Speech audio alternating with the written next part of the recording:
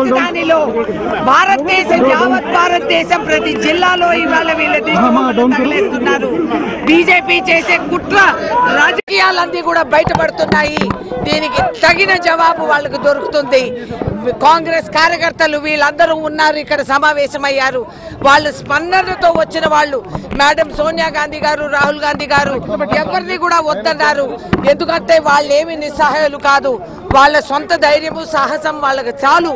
కానీ ఈ స్పందనను ఆపలేని పరిస్థితి. ఇది రాష్ట్ర వ్యాప్తంగా అందరూ కూడా ఇక్కడ సమావేశమయ్యి వీళ్ళకి జవాబు, బీజేపీ చేసే కుట్ర రాజకీయాలకి తగిన జవాబు మేము కేటాయిస్తామనేది మేము తెలవపరుస్తున్నాము.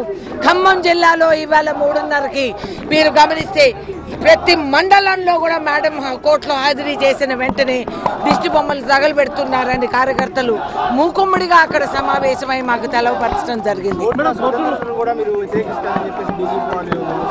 కోర్టుతో మాకు కోర్టు పిలిచింది కాబట్టే మేడం గారును రాహుల్ గాంధీ గారు అక్కడికి వెళ్తే బీజేపీ ప్రస్తావన చేసేదానికి మాకేం అవసరం లేదు జవాబులు చెప్పడానికి.